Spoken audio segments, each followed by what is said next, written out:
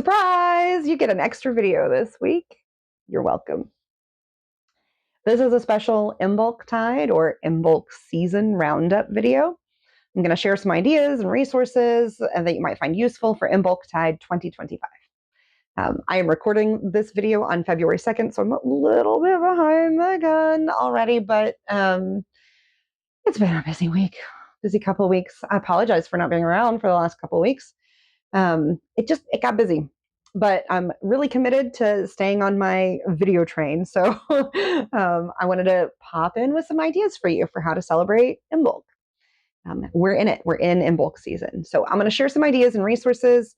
There's going to be links down in the good old cookie jar. I'm not going to do that anymore. Links in the description box down below. All right, so first I'm going to give you permission, nay, encouragement, to expand your thinking around holidays, especially around your witchy holidays or your pagan holidays, however you envision those holidays. Think about how you approach your favorite secular celebrations. There's some lead up to prep and build excitement. There are special decorations, foods, clothing, maybe even accessories that you only bring out this one time a year to celebrate that holiday. Maybe there's special music or activities that you engage in only for this holiday. And really, your celebrations might not all be on just one single day, right? If you follow a wheel of the year that closely resembles that of neo-pagan or pagan revivalist type paths, then you might already have some very robust celebrations for Yule and for Samhain, Christmas and Halloween, because our secular culture is celebrating those things as well. That makes it easier for us. But for things like Imbolc, most of the rest of the world's not celebrating that with us right now, although good on you, Ireland. For bringing it back. So a lot of the other Sabbats can often just feel like a single ritual that we do, and it's that one day or that one night once a year, and that's all there is to it. And there's absolutely not a damn thing wrong with that, right? If that's how you like to celebrate, if that feels good and that feels nourishing for you, then do what you like. Do what makes sense in your life. I'm not here to criticize. I'm just here to give you some resources. But on the other hand, if you want to tread the mill of the year with a little more intention and mindfulness, then I have some ideas for you. Actually, I'm hoping to do a video like this for all of the 8 Sabbats this year. Not all traditional or folkloric witches honor all of these, but I personally do. My tradition does, and I've been walking my own crooked path since the late 90s when I was in my very early 20s. So I have lots of ideas. Hey, you. I'm interrupting this thought-provoking and simultaneously hilarious video. No, I actually have no idea what we're talking about today. I recorded this part separately. Interrupting this soul-stirring and very relatable video to let you know about my membership site. No, baby, it's not that kind of membership site. Do you dislike email lists? Gross. I hate those. They feel so spammy. And would you like to keep up with my updates and news about my writing, this channel, and all of the projects that I'm bringing forward for you? Yeah, man. I like to know things. And would you sometimes like a way to tip me for all of these insight, research, and content generation? Sure. I dig your content and I want you to keep making it. And I know that's hard to do without a little financial support. Here's a fin. If you answered yes to 2 or more of these questions, then I have great news for you. You can join Team Lorelei, my free, absolutely free membership site that gives you access to my updates, some freebies, a discount code or 2, and even sneak peeks at my works in progress. Yep, free. There are some sponsor and donation options as well if you're into it. And those, of course, come with a couple of little bonuses as a way for me to show my gratitude for your support of my work. You can join Team Lorelei by cruising over to LorelaiBlack.com and clicking on the Join Team Lorelei button. that is helpfully located at the bottom of every single page. Back to that empowering, insightful, and mystical video. Imbolc has a special place in my heart and also in my practice. My student ritual was performed at Imbolc in the year 2000, just really days before my eldest spawn was hatched. My current coven and tradition were founded ritually at Imbolc in 2009, and our first initiate was raised at an Imbolc a few years later. And actually, that brings us to the first point that Imbolc is really a great time for initiations. In fact, just as the day begins in darkness, so does both animal and plant life also begin in darkness.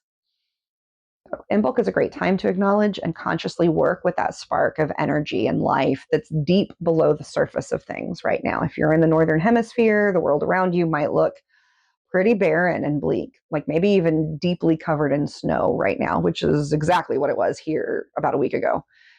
But there's life. There's life happening underneath, and it's starting to reach toward the sun. It's starting to reach toward that fire. So work with that. Themes for Imbolc that you might use include themes of initiation, preparation for birth and beginnings, not the actual birth yet, but prepping for it. Themes of fire and ice, which we're going to talk about in just a minute. Bridget's mantle, which might be viewed as that blanket of snow that we were just discussing, or it might be viewed as a garment that you wear, like a blue cloak or a green cloak, something along those lines, something healing and nurturing.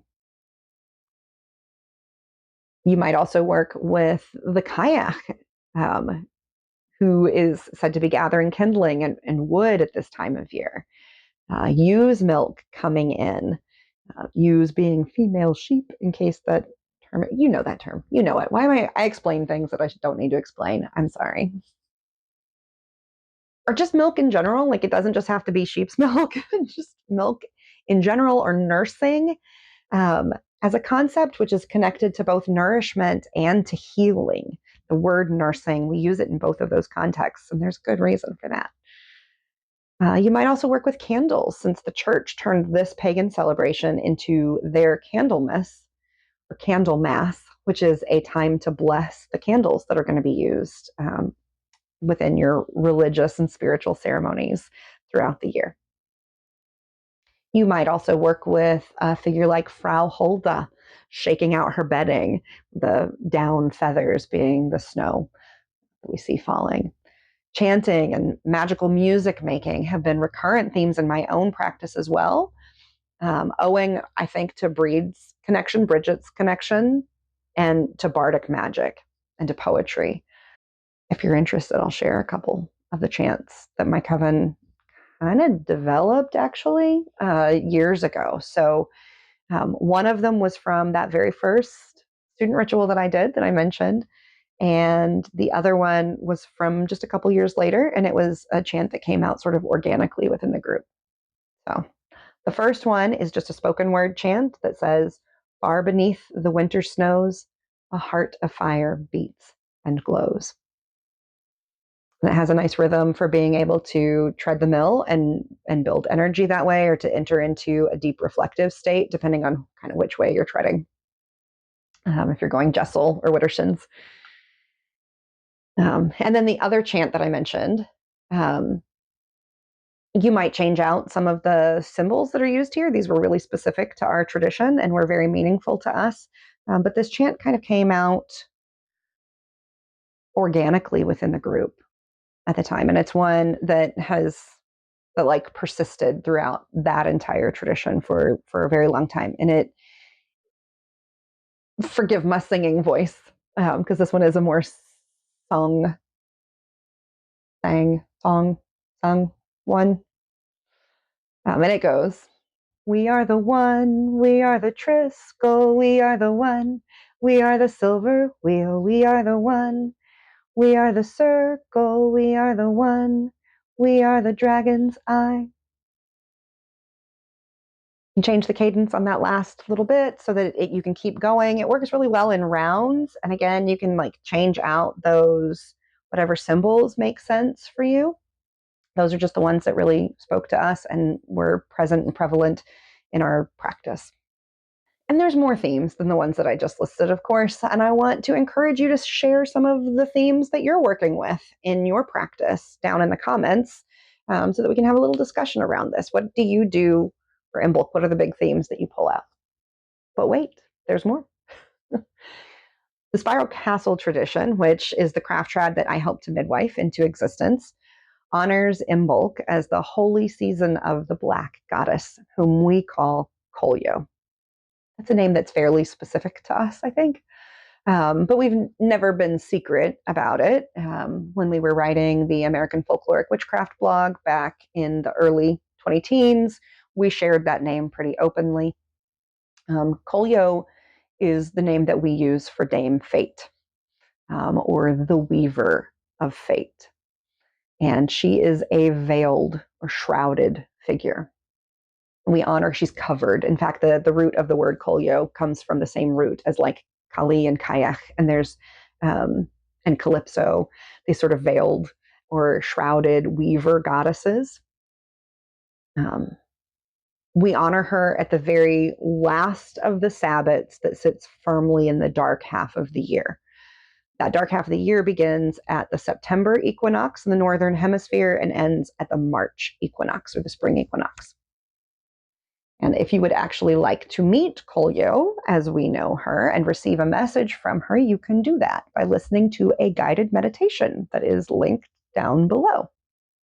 You're welcome. In our tradition, it's common actually to seek Kolyo's wisdom at Imbolc via a seething and oracular possessory work as well. I've got some links down there from former videos that we've done about seething. If that's a term that's not familiar to you, you can look at that and get some exposure to it. But it's a way for us to enter deeply into trance, among other things. We often use a rocking chair actually for this. I want to start rocking. You can. In our tradition, we refer to that rocking chair as an uneasy seat. There is a line in materials that we consider sacred and important that talks about an uneasy seat above Caer Ochran. And so this is one of the ways that we see our central goddess figures sitting upon this uneasy seat. The black goddess and the white goddess, who are the same goddess, just different faces. That's getting into a lot. I'll just get back to this. So Jasmine Ambrosia, who you might know, and I will link to her down below if you don't. She suggested this year that a feast day for Kolyo might be specifically added to the festivities at Imbolctide for the Red Thread Academy and members of the Spiral Castle tradition. And I am all for it. And you don't have to be a member of that tradition or participate in the Red Thread Academy to access the things that I'm saying and sharing. I wouldn't post it here on YouTube if I didn't want everybody to have access to it that is interested. So if it speaks to you, feel free. This Feast of Kolyo would be a floating holiday that's marked by the dark moon that happens after February 2nd, which is often considered the official date for Imbolc in many modern witchcraft traditions. There are other ways to mark the date of Imbolc as well. So don't let anybody tell you that one is right or more really real than any of the others are. Again, if it works for you, if it makes sense for you, if you've thought it through and you like it, use it. But here are some ways that you might mark when Imbolc even happens, right? Or like what the season of Imbolc is. So February 1st, February 2nd, those are both really common dates to use for the date of Imbolc. The first is actually the Feast of St. Bridget in the Catholic Church and is now officially recognized and celebrated as the national holiday or the bank holiday of Imbolc in Ireland. Hooray! Like I'm so excited about that. That's a relatively new thing, and it's not done for pagan reasons necessarily, but it feels really validating to have pagan traditions brought back to be recognized in some way on a larger societal scale. So I love that. And in the US and Canada, the second is the secular holiday that's called Groundhog Day, in which one of several marsupials are consulted for their weather prognostication abilities. This practice, the Groundhog Day practice, is actually really directly descended from the lore about the kayak. So that's kind of an interesting thing that she's not left us. She's definitely still here with us, even in this part of the world. She and her traditions have followed us. We just gave it a different name and a different look to it because that's what happens with traditions when they get shared and cross pollinated. What did that groundhog say? It was pretty sunny today. Let me look. I'm going to look that up. 6 more weeks of winter. I mean, seasonally, that just means that there's winter until it's the spring equinox. So I'm okay with that. I can live with that. Plus, I like snow. Okay, so another way that you can mark the date, and this might be either if you want to choose to celebrate Imbolc on this date that I'm about to say, or if you just want to add another day to have like a specific part of your celebration on that day, you might choose the date that is 15 degrees Aquarius. That is the cross quarter day between the December solstice or the winter solstice, Yule, and the March equinox or the spring equinox. So, exactly halfway between those two astrological, astronomical, celestial events is 15 degrees Aquarius. This year, that date is February 5th. So, if you're more aligned to solar tides or just want multiple days of Imbolc things to do, that's a really good date to do some of those. All right, so another way that you could determine the date of Imbolc is by when the ewes get their milk in.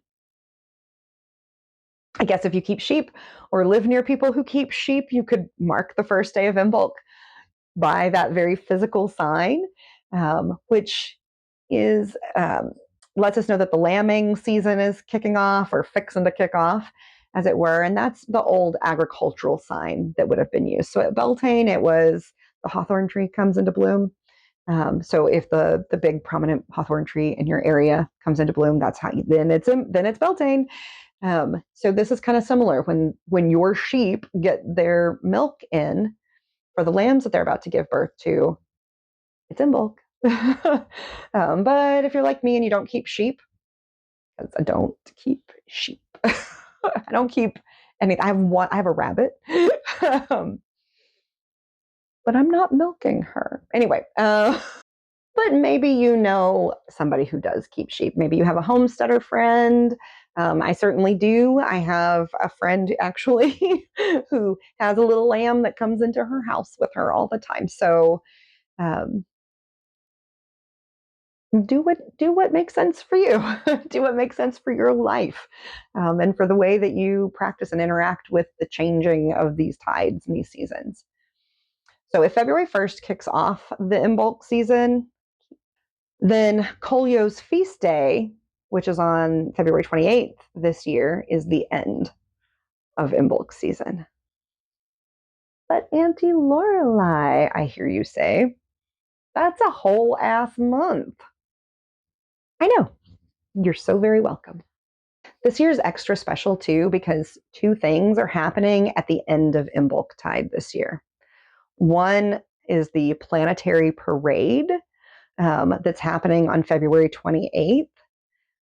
If you're not already familiar with what's happening there, 6 planets are going to be in alignment, 6 of the classical planets, so 6 of the 7 classical planets, I guess, are going to be all in alignment that day, which I'm told by the internet is an occurrence that only happens once every 13.4 trillion years. So you have one chance in this lifetime to honor that particular event. And that's some really big cosmic energy to fuel your celebrations and magical work and your honoring of the Weaver of Fate in your life. The other big event that's going to happen is that Witch's Black Lent is going to kick off pretty close to that time. So on like the 26th I think there's going to be some things to sort of start getting us into the mindset of that. It's kind of a pre-Lent buildup, pre-Witches Lent buildup. So if you're not familiar with the Witches Black Lent, that is a modern folkloric observance that was inaugurated by Jasmine Ambrosia and Trish from Beanbag Hagwag back in 2023. And so they're kicking it off this year on February 26th with some of the, posting and socials and that kind of stuff. And that is just 2 days before Kolyo's actual feast day. So I really like the timing of that. If you don't know, I'm not giving a lot of information here today about the Witches Black Lent, but I'm sure that Jasmine already has several videos lined up and that there's some from like 2023, 2024 that you could watch. I'll try to find some and put some links down below. I think Taya Kennedy might have a video or two. I know she's on hiatus right now on her channel, but she has engaged with Witches Black Lent at least last year and I think the year before. So I have honored Witches Black Lent, but I haven't posted about it a lot. This year, I'm going to be doing my own witchy Lenten videos all through the 6 weeks of that particular season. That's part of how I want to celebrate that Lenten tide. So there's going to be some videos that I'm going to do as well. I encourage you to join in with that. Drop me links if you're doing it so that I can see what you've got going on because I like that. In the meantime, I'll put links in the description box so that you can get informed. Other links that you're going to find there for this Imbolc Round Up that we're doing. I'm going to share with you my own personal Pinterest board for ideas and inspiration. I've been keeping that Pinterest board since Pinterest was a thing. I don't think I started that one necessarily back then, but there might be some links that are pretty dang old. And I have different boards for each of the Sabbats, and so I just put ideas in there. I haven't researched them all fully, so caveat emptor. But it is, I don't know, I like it for inspiration. I'll also put links to a PDF of Imbolc stuff that I am giving away for free to members of Team Lorelei, which is my membership site. And there's a free option for joining that. So if you're interested in joining that, if you join as a free member, you're going to have the same access to be able to get to those, to that PDF that's going to have a couple of different Imbolc rituals in it, the guided meditation, like the written version of the guided meditation that I mentioned earlier. And, just some other things, some other like Imbolc-y things. I'll also put links to some blogs and articles and videos and whatever else I can find by other creators about the topics that we covered here today.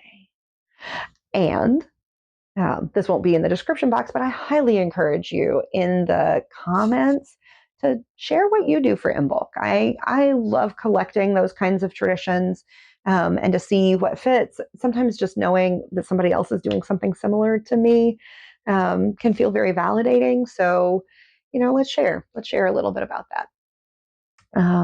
If you found today's video useful, helpful, inspiring, magical, pleasant, bless me with the magic of the like button, please. It really helps to feed that algorithm and grow the channel. And tell your friends, tell your witchy friends that there's good stuff happening over here at Blade and Broom. I'd like to meet them.